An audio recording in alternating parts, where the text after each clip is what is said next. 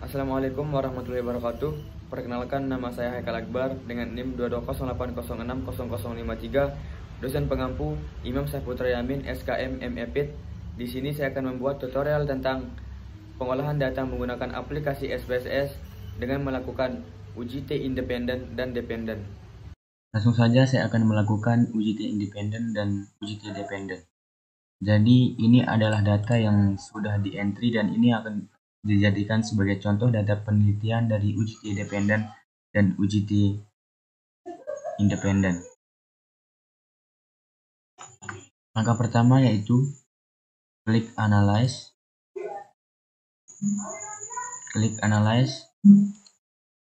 pilih Conformance,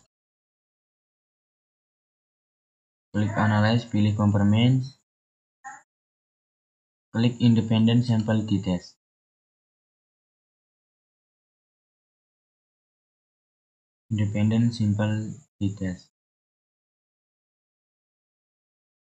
Klik HB1, masukkan ke test variable, klik exclude, masukkan ke grouping variable, lalu klik define group.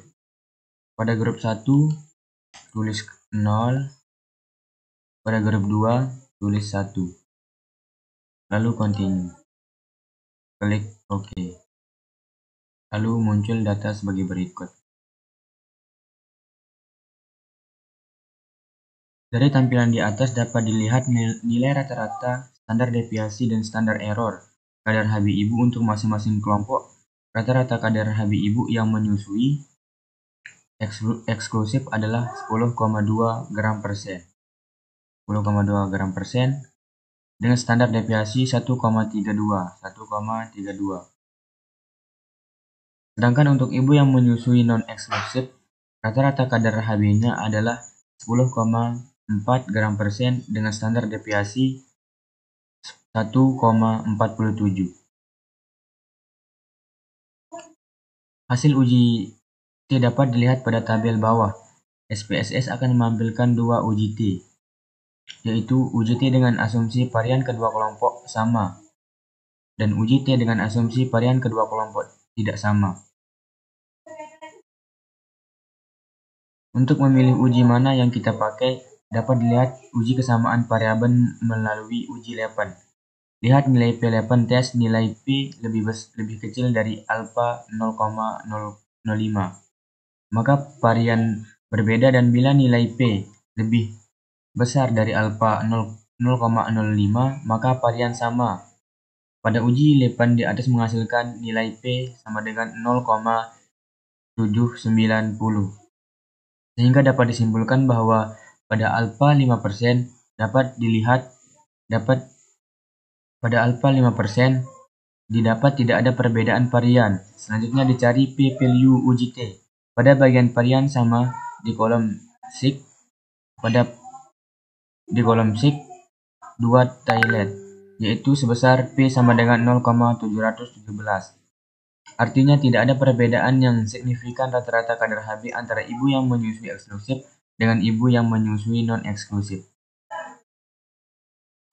Penyajian dan interpretasi di laporan penelitian. Seperti pada analisis deskriptif, printout di atas tidak boleh langsung di-copy dan disajikan di laporan penelitian.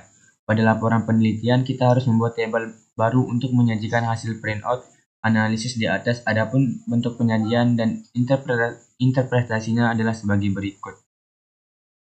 Ini adalah bentuk interpretasi dari data yang ada di SPSS. Rata-rata HbIbu yang menyusui eksklusif adalah 10,277 gram per sen dengan standar deviasi 1,322 gram per sen, sedangkan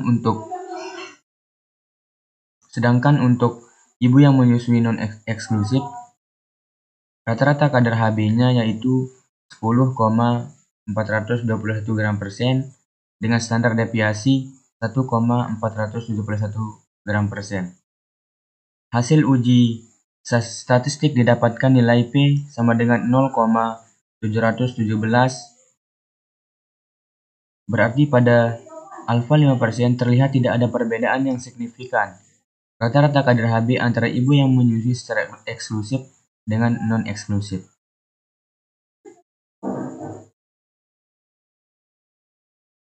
Lanjut ke uji yang kedua, yaitu uji T-dependent.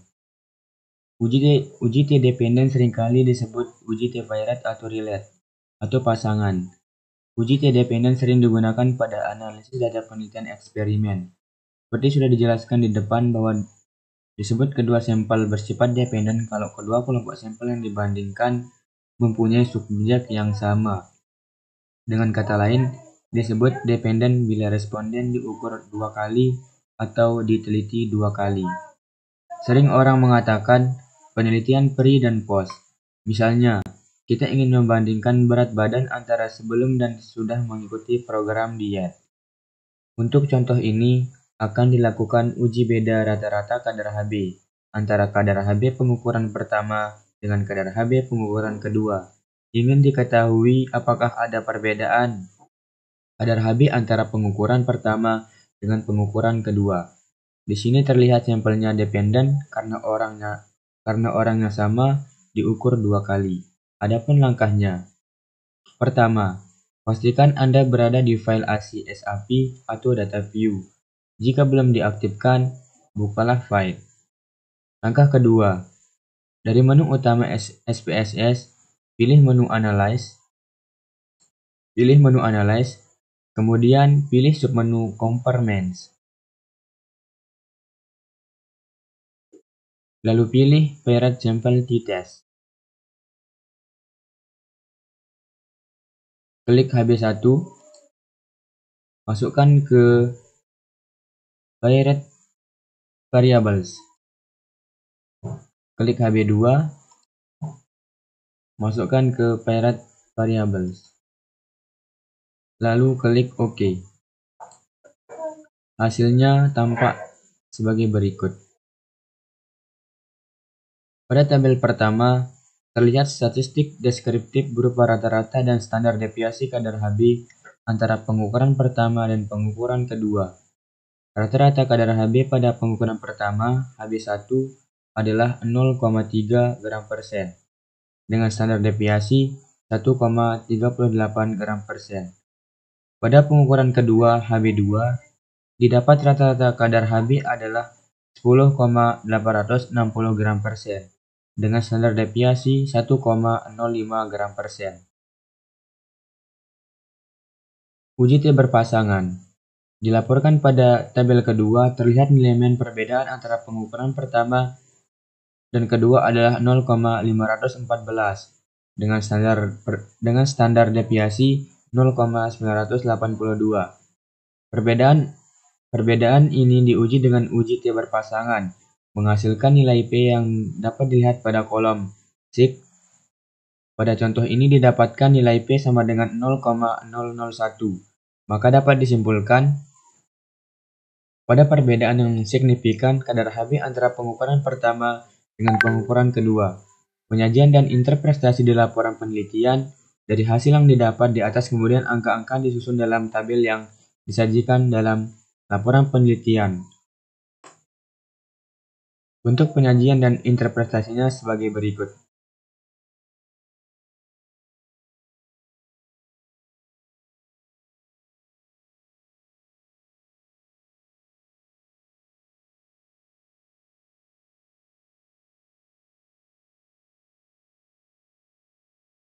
Rata-rata kadar Hb pada pengukuran pertama adalah 10,346 gram per sen, dengan standar deviasi 1,38 gram per sen.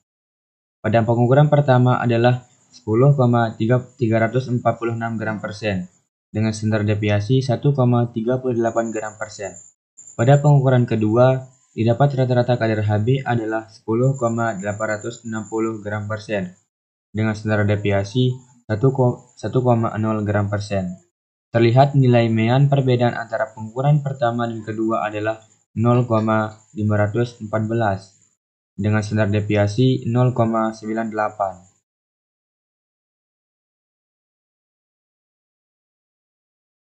Hasil uji statistik didapatkan nilai 0,001 maka dapat disimpulkan ada perbedaan yang signifikan antara kadar Hb pengukuran pertama dan kedua.